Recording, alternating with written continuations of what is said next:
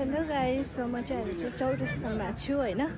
अनि म घर जान्छु। कहाँबाट घर जाँदैछु भन्दाखेरि चाहिँ म चाहिँ बजार गएको थिएँ हो। बजारमा धेरै कामहरू थियो। मेरो दिदीहरू आउनु भएको थियो नि त सिलगढीबाट।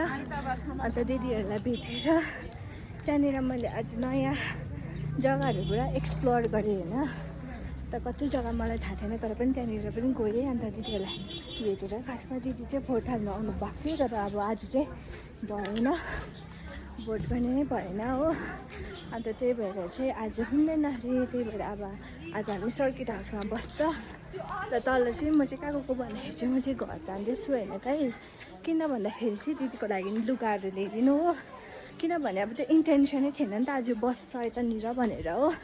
अन्त आज त्यो भोट भएन, बस्नु पर्यो अफकोर्स। त्यही भएर लुगाहरू ल्याइदिनु, चार्जरहरू ल्याइदिनु, घर जाँदैछु है गाइस। अन्त अघि त मलाई विश्वास भएन मैले किन भ्लग बनाएन भनेर, तर ठिकै छ, अहिले कन्टिन्यू नाउ। अब घर जान्छु, त्यहाँदेखि लुगाहरू लिएर फेरि आउँछु, त्यहाँदेखि फेरि सर्किट हाउस जानुपर्छ गाइस।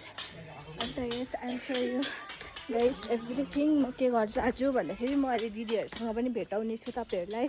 मेरो दिदी दादाहरू आउनु भएको छ हो स्कुटरमा, तपाईँहरूलाई भेटाउने छु guys. Stay tuned, by by.